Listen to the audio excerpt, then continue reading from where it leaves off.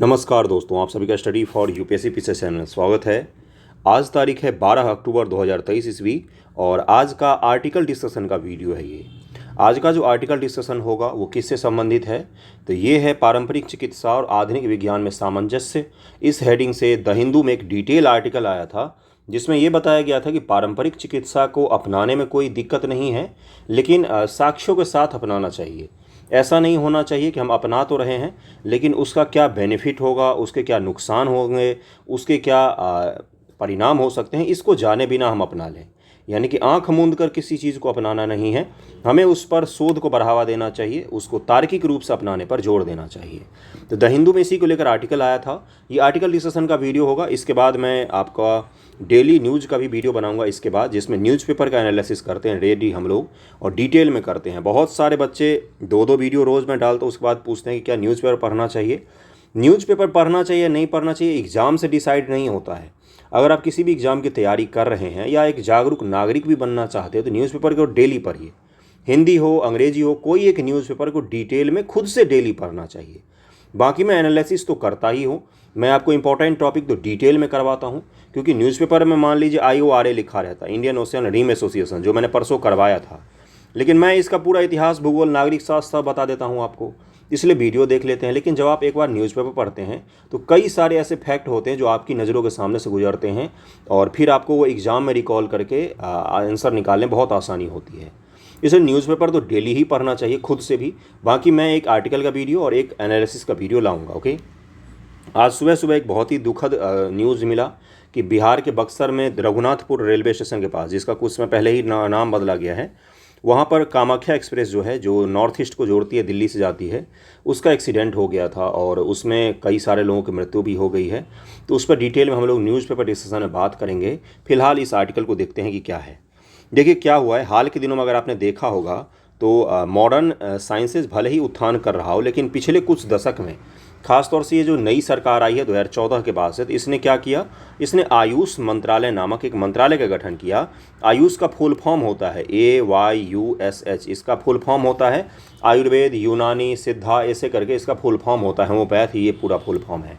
इसमें क्या है, इसमें जो पारंपरिक चिकित्सा के हमारे यहाँ विधि विधान रहे उनको बढ़ावा देने की कोशिश की जाती है। देखिए चिकित्सा के तो विधि विधान है ही, आयुर्वेद साइंस है एक, है ना। आयुर्वेद क्या है, एक साइंस है जो हमारे पुराने ऋषि मुनियों के द्वारा, वो ऋषि मुनि उनको हम बोल देते हैं, एक्चुअली में वो लोग रिसर्चर्स होते थे जो अलग अलग चीज़ों पर रिसर्च करते थे, उनके द्वारा इकट्ठा किया गया ज्ञान विज्ञान के आधार पर बनाया हुआ पूरा का पूरा मेडिकल एक साइंस ही है आयुर्वेद का। इसी तरह से एक तिब्बतियन साइंस है जिसको सोवा रिगपा कहा जाता है। क्या कहा जाता है, जैसे हम लोगों के लिए आयुर्वेद है वैसे ही सोवा रिगपा, इसके बारे में मैं अभी पढ़ाऊँगा। जैसे एक यूनान में कौन सा चलता है, यूनानी चिकित्सा पद्धति है ये वहाँ का, है ना। इसी प्रकार से योग है और सिद्धा भी है। ये सब क्या है, ये पारंपरिक चिकित्सा की विधियां हैं जिसके द्वारा लोगों को क्योर किया जाता रहा है हजारों वर्षों से। मेडिकल साइंस अब जाके डेवलप हुआ है मॉडर्न हमारे वर्ल्ड में, लेकिन हमारे यहाँ और पूरे दुनिया में ही चिकित्सा का एक माध्यम तो रहा ही। इंसान तो शुरू से ही बीमार होते रहे ज्यों ज्यों हमने प्रगति की, तो इसलिए हमारे यहाँ पहले से ही ये चीज़ें मौजूद हैं।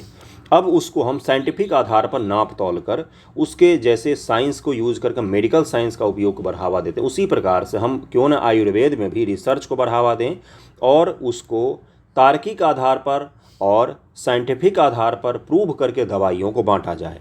ऐसा नहीं होना चाहिए कि पेट खराब हुआ है तो सारी गोलियां चला दो, कोई ना कोई एक फ़ायदा तो करेगा ही, इस तरह का नहीं होना चाहिए। देखिए क्या है, हाल के दिनों में स्वदेशी दवाओं के एक निर्माता और एक चिकित्सक व्यवसायी के बीच कानूनी लड़ाई ने चिकित्सा हलकों में व्यापक चर्चा को जन्म दिया। किसके किसके बीच में, तो स्वदेशी दवाओं के निर्माता और चिकित्सा व्यवसायी यानी कि डॉक्टर्स के बीच में, या उन दोनों के बीच में केस हुआ जिसके कारण से बहुत ही ज़्यादा चर्चा में है। क्या है वो, इस मामले में आधुनिक दुनिया में पारंपरिक चिकित्सा की भूमिका, साक्ष्य आधारित चिकित्सा, पारंपरिक चिकित्सा के दृष्टिकोण के मूल्यांकन को प्रेरित किया।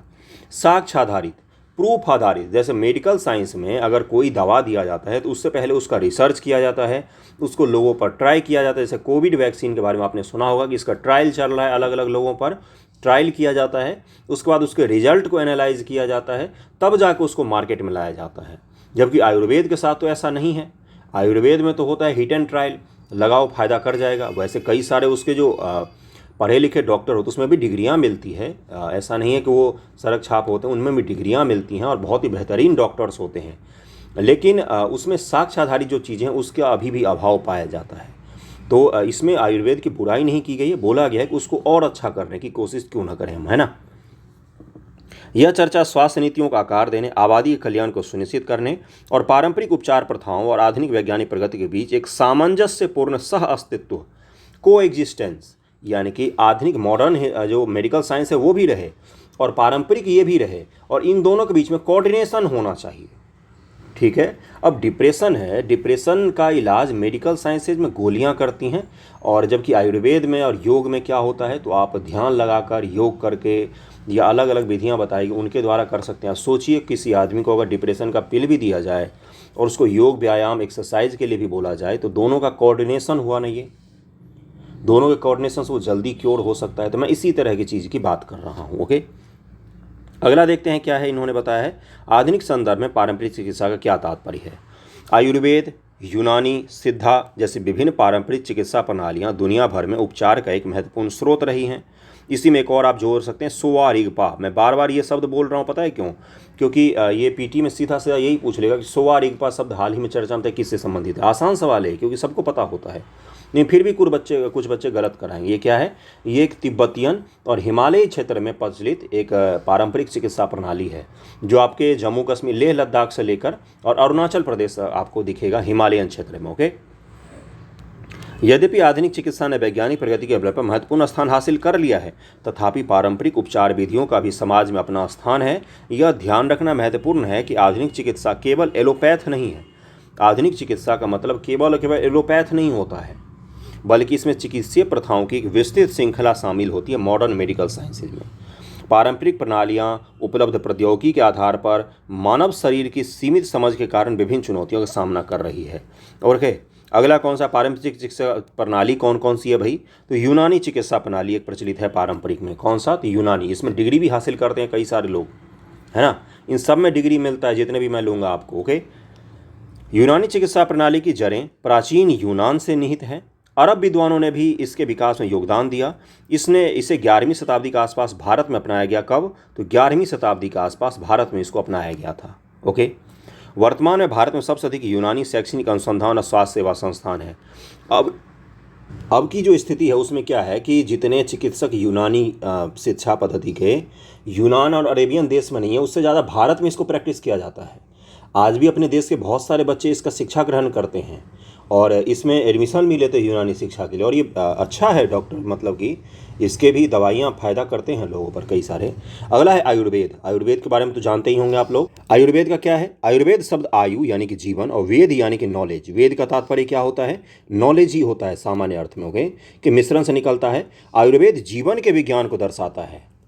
आयुर्वेद कभी भी, अगर आप आयुर्वेद में इलाज करवाने जाते हैं तो किसी एक चीज़ पर फोकस नहीं करता है, समग्र शरीर पर वो फोकस करके चिकित्सा को अपनाते हैं। ओके, ये अच्छे स्वास्थ्य के लिए शरीर के भीतर संरचनात्मक और कार्यात्मक तत्वों का संतुलन बनाए रखने पर जोर देता है। यह संतुलन विभिन्न प्रथाओं, आहार, दवाओं, जीवन शैली समायोजन के माध्यम से प्राप्त किया जाता है। ये शरीर को क्योर करने के लिए या इंसान को क्योर करने के लिए उनके जीवन शैली को लाइफ स्टाइल को सुधारने पर भी बल देता है कि आप लाइफ स्टाइल को भी सुधारिए। हर चीज़ दवा से ही क्योर नहीं होता है। और दुनिया के सबसे प्राचीन मेडिकल विज्ञान में से कौन सा है? तो आयुर्वेद है। बहुत प्राचीन है। जब पूरी दुनिया भाषा बोलना सीख रही थी उस समय हमारे देश में आयुर्वेद का जन्म हो चुका था। ओके, तो इस चीज़ को पता होगा आपको। चरक के बारे में पूछा गया था इस बार। चरक संहिता किसके समय में लिखा गया था? कनिष्क के समय में लिखा गया था, 1 ईस्वी के आसपास। तो आप खुद समझ सकते हैं कि चरक संहिता में डिटेल में बताया गया है बीमारियां और उनके इलाज के बारे में। तो वो आज भी पढ़ते हैं, जो आयुर्वेद वगैरह में पढ़ते हैं, डिग्रियां हासिल करते हैं, उनको वो पढ़ना पड़ता है। आज भी वही किताबें पढ़ते, प्राचीन वाला। तो ये क्या मैं बता रहा हूँ, तो आयुर्वेद जो है ये बहुत ही विस्तृत और बहुत ही पुराना मेडिकल साइंस है। ओके, सिद्धा प्रणाली क्या है? तो दक्षिण भारत के कुछ हिस्से विशेष रूप से तमिलनाडु के में प्रचलित सिद्ध प्रणाली की उत्पत्ति सिद्धि शब्द से हुए है और जो उपलब्धि में को दर्शाता है। सिद्धतर ऐसे व्यक्ति थे जिन्होंने चिकित्सा योग या ध्यान में गहन ज्ञान प्राप्त किया था, उन्हीं को सिद्धतर कहा जाता था। इसको ध्यान में रखिएगा। सोवा रिगपा अगला कौन सा है? सोवा रिगपा, इसी के बारे में तब से कह रहा था मैं। इसे तिब्बती चिकित्सा प्रणाली के रूप में जाना जाता है। किसको? तो सोवा रिगपा को। सोवा रिगपा दुनिया की सबसे पुरानी चिकित्सा परंपराओं में से एक है। तिब्बत में उत्पन्न यह चिकित्सा प्रणाली भारत, नेपाल, भूटान, मंगोलिया, रूस में व्यापक रूप से प्रचलित है। कहाँ कहाँ पर? तो भारत और इसके उत्तर के देश, भारत, नेपाल, भूटान, मंगोलिया, रूस, चीन में भी ये प्रचलित है। तो आपसे पूछ सकता है कि सोवा रिगपा जो है श्रीलंका में बहुत ज़्यादा प्रचलित है, इसके बारे में बताइए क्या है।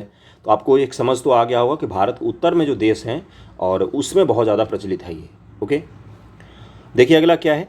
सोवा रिगपा का मूल सिद्धांत शरीर के भीतर 5 मौलिक घटक, कौन कौन सा? क्षितिजल पावक गगन समीरा जो हम लोग पढ़ते हैं, उसमें कौन सा? पृथ्वी, जल, अग्नि, वायु, आकाश का संतुलन है। इन तत्वों में असंतुलन विकार का कारण बनता है। सोवा रिगपा क्या मानता है कि जिससे हमारे शरीर का निर्माण हुआ है, जैसे भगवत गीता में भगवान श्री कृष्ण कहते हैं ना कि हमारे शरीर को बनाने के लिए जो 5 मूल तत्व हैं वो कौन कौन से हैं? तो पृथ्वी है, जल है, अग्नि है, वायु और आकाश है। ओके, इसी 5 मूल तत्वों में अगर किसी भी एक तत्व में कम या ज़्यादा होता है, इनका जो समायोजन बनाया गया है उसमें से कोई भी एक ज़्यादा या कम होता है तो क्या होता है? तो आपका शरीर बीमार पड़ जाता है। ओके, तो यही चीज़ किसने बताया? तो यही किसका मूल सिद्धांत है? तो ये है आपका मूल सिद्धांत सोवा रिगपा मेडिकल साइंसेज का। ओके, तो इसको ध्यान रख सकते हैं आप। अगला है होम्योपैथी। होम्योपैथी शब्द यूनानी से लिया गया है। 18वीं शताब्दी के दौरान भारत में पेश किया गया था। यह सिमलिया या सिमलिबस क्यूरेटर के सिद्धांत पर काम करता है। और क्या लिखा है इसमें कि होम्योपैथी में उन पदार्थों की छोटी खुराक के माध्यम से रोग का इलाज किया जाता है जो स्वस्थ व्यक्तियों में बीमारी के समय लक्षण पैदा करते हैं। यह रोगियों में मानसिक, भावनात्मक, इमोशनल, आध्यात्मिक और शारीरिक स्तरों पर आंतरिक संतुलन को बढ़ावा देकर एक व्यापक दृष्टिकोण पेश करता है। कौन? तो होम्योपैथी। इसका तो आप लोगों ने भरपूर यूज किया होगा। वो चीनी वाली गोली खाते थे बचपन में, याद करो, तो वही वाला है होम्योपैथी। अगला, आधुनिक चिकित्सा का विकास कैसे हुआ? देखिए क्या लिखा हुआ है कि विज्ञान आधारित आधुनिक चिकित्सा का विकास मुख्य रूप से 19वीं शताब्दी के अंत में हुआ था। वैज्ञानिक प्रगति ने मानव शरीर रचना विज्ञान, रोग तंत्र और जटिल शल्य चिकित्सा जैसी नवीन चिकित्सा प्रणालियों की गहरी समझ को जन्म दिया था। आधुनिक चिकित्सा की सार्वभौमिकता कैसे हुई कि पूरी दुनिया में कैसे यह स्थापित हो गई? देखिए आयुर्वेद आपको भारत में मिल सकता है, अगल बगल के देशों में मिल सकता है, लेकिन अगर आप चाहेंगे कि यूरोप में भी उतनी ही प्रचलित हो जितनी भारत में, तो वो नहीं है। लेकिन अगर आप एलोपैथ में जाएंगे तो अमेरिका में भी उतना ही प्रचलित होगा जितना कि भारत में है। ये मैं आपको क्या बता रहा हूँ? ये मैं आपको ये बता रहा हूँ कि ये सार्वभौमिक कैसे हो गया, पूरी दुनिया में इसकी स्वीकृति क्यों इतनी तेज़ी से बढ़ गई। आधुनिक चिकित्सा भौगोलिक रूप से पश्चिम तक ही सीमित नहीं है, यह वैश्विक ज्ञान प्रणाली है। यह उपचारों के परीक्षण पर आधारित है। उसकी प्रभावकारिता के आधार पर इसके प्रदर्शनों की सूची में नए तरीकों को स्वीकार किया जाता है। द्वितीय विश्व युद्ध के बाद दुनिया भर में आधुनिक चिकित्सा प्रणाली ने विस्तार किया। कब? तो सेकेंड वर्ल्ड वॉर के बाद। ये ध्यान में रखिएगा। ओके, यह समावेश इस बात पर जोर देता है कि वैज्ञानिक ज्ञान किसी विशेष संस्कृति या भौगोलिक क्षेत्र तक सीमित नहीं है। अगर भारत में कोरोना के वैक्सीन का विकास किया गया तो केवल भारत को बेनिफिट नहीं देगा, वो पूरी दुनिया का ज्ञान होगा। अगर अमेरिका में कोई ऑपरेट करने का, सर्जरी करने का कोई नया विधि का जन्म होता है तो वो साल भर के भीतर पूरी दुनिया में फैल जाती है। वो ये किसकी खासियत है? तो ये मेडिकल साइंसेज की खासियत है, जो मॉडर्न मेडिकल साइंसेज है। लेकिन भारत में मान लीजिए कोई चीज़ आयुर्वेद में नया खोज हुआ है तो उसकी स्वीकृति बाकी के देशों में उतनी ज़्यादा नहीं हो पाती है। क्यों नहीं हो पाती है? क्योंकि कहीं ना कहीं ये लोकल ज्ञान के आधारित पर होता है। इस पर समग्र वैज्ञानिक रूप से रिसर्च नहीं किया जाता जितना उसमें किया जाता है। इसमें आज भी रिसर्च का अभाव है, इसकी स्वीकृति का अभाव है, इसकी सार्वभौमिकता का अभाव है आज भी।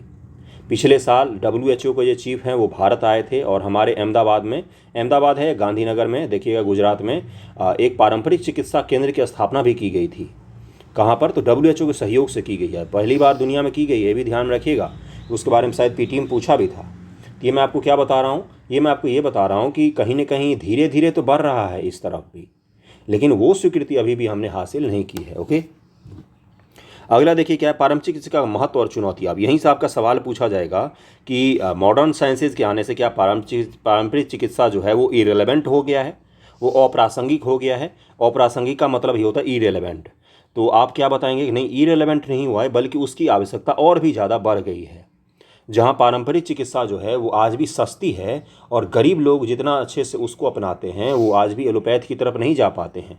सामान्य चीज़ों के लिए हो सकता है कि पारंपरिक चिकित्सा की जगह पारंपरिक चिकित्सा का ज़्यादा उपयोगी हो। सामान्य चीज़ों के लिए, हल्का सा सर्दी जुकाम बुखार के लिए, जिसके लिए आप हाई एंटीबायोटिक खा लेते हैं, हाई डोज, और वो फिर बाद में आपके शरीर को नुकसान भी करता है। तो ये मैं क्या बता रहा हूँ आपको, मैं ये बता रहा हूँ कि मॉडर्न साइंसेज के बढ़ने से कोई ऐसा नहीं हो गया कि ये रिलेवेंट हो गया है, बल्कि इसके रिलेवेंसी जो है वो और भी ज़्यादा बढ़ गई है। ओके, आगे देखिए क्या है कि पारंपरिक भारतीय चिकित्सा प्रणाली, जिसमें आयुर्वेद, योग, प्राकृतिक चिकित्सा, यूनानी, सिद्ध और होम्योपैथी शामिल है। इसी को क्या कहा जाता है कलेक्टिव रूप से, तो आयुष कहा जाता है। ये चीज़ ध्यान में रखना है आपको। आयुष अगर आप अंग्रेजी में लिखेंगे तो इसमें सारे आ जाएंगे। कौन कौन से? आयुर्वेद, योग, प्राकृतिक चिकित्सा, यूनानी, सिद्ध और होम्योपैथ सारे आते हैं।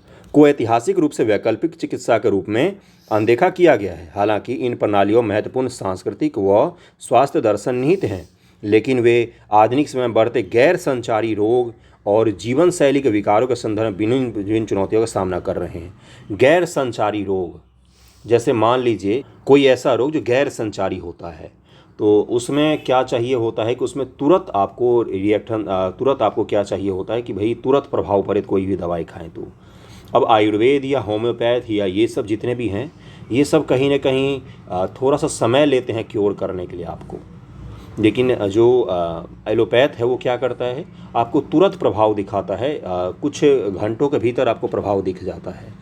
तो कहीं ना कहीं गैर संचारी रोग जो होते हैं और जो मॉडर्न जीवन शैली के कारण से उत्पन्न रोग हैं, उसमें ये चीज़ें जो हैं वो उतनी ज़्यादा इफ़ेक्टिव नहीं हो पा रही हैं, क्योंकि इसमें रिसर्च का भाव है और इसमें आधुनिक ज्ञान और नए नए पारंपरिक चिकित्सा जो चला रहा है वो पारंपरिक ही रह गया है। उसमें नई चीज़ों को शामिल अभी भी नहीं किया जाता उतना जितना करना चाहिए। तो इस चीज़ के कारण इस पारंपरिक चिकित्सा को चुनौती का सामना करना पड़ रहा है। स्वतंत्रता के बाद सरकारी समर्थन के बावजूद इनके एकीकरण के प्रयासों को असफलता का सामना करना पड़ा है। सरकारों ने हमेशा इसको समर्थन दिया है कि इन सबको एक किया जाए, लेकिन हमेशा चुनौती का सामना करना पड़ा है। क्यों? क्योंकि बाजार तंत्र इतना ज़्यादा हावी है ना कि आपको कहीं ना कहीं इस चीज़ को अपनाने से रोकता है। तो ये चीज़ ध्यान में रखिएगा। अगला कौन सा है? महत्व है। आयुष प्रणालियाँ रोगों के रोकथाम, स्वास्थ्य संवर्धन पर स्थापित अवधारणाओं के साथ स्वस्थ जीवन शैली को बढ़ावा देती है। जब भी आप आयुर्वेद सेंटर में जाएंगे या सुवा रिगपा में जाएंगे या यूनानी में जाएंगे, तो ये केवल आपको एंटीबायोटिक नहीं देंगे। एंटीबायोटिक मतलब कि कोई दवाई नहीं देंगे, ये बोलेंगे कि जीवन शैली में सुधार कीजिए, जीवन शैली, लाइफ स्टाइल को बदलिए। रोग क्यों उत्पन्न होते हैं? अगर सामान्य तौर पर देखा जाए, कोई भयानक बीमारी नहीं हुई तो मैं कह रहा हूँ, रोग उत्पन्न होते हैं मैक्सिमम चीज़ें जीवन शैली के कारण। तो ये जो हैं ये रोग के जड़ पर बोलते हैं कि आप केवल ऊपर ऊपर से दवा मरहम पर लगा देने से नहीं ठीक होगा, आप जीवन शैली को सुधारिए, जिससे लॉन्ग टर्म में जाके आप फिर से बीमार ना पड़े। ये किसकी खासियत होती है? तो पारंपरिक चिकित्सा की खासियत होती है। ओके, ANCD बहु दवा रोगों से उत्पन्न चुनौतियों के कारण की मांग बढ़ी है। मतलब क्या होता है? दवा प्रतिरोध लोगों में उत्पन्न हो रहा है। इसका क्या तात्पर्य होता है? 5 साल का कोई बच्चा है, उसको बुखार लगना नॉर्मल चीज़ होता है बच्चों को।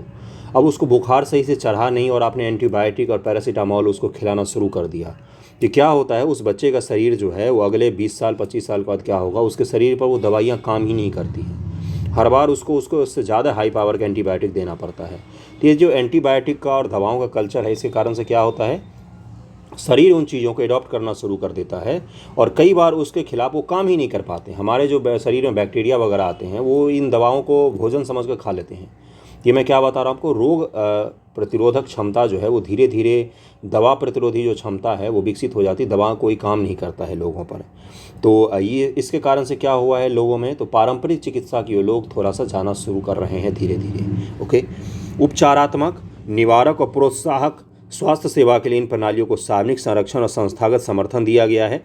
चुनौतियाँ क्या क्या हैं? ऐतिहासिक मुद्दे, इस क्षेत्र के उत्थान के पिछले प्रयास असफल रहे हैं। संसाधन अपर्याप्त है पारंपरिक चिकित्सा में भी, दवाएं, स्वास्थ्य केंद्र, चिकित्सकों और आयुष के संबंध में जनता के विश्वास की कमी है। ये तो सही है, विश्वास की कमी नहीं रहती तो लोग इसको खुद अपनाते हैं।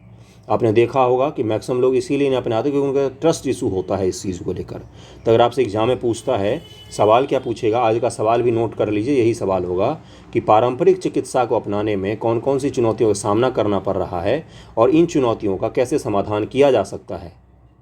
इस पर आपको लिखना है डिटेल में। अब आप 200 शब्दों में लिखें, 500 शब्दों में लिखें, आपको खुली छूट है, पेट भर कर लिखिए जितना लिखना है, ठीक ना।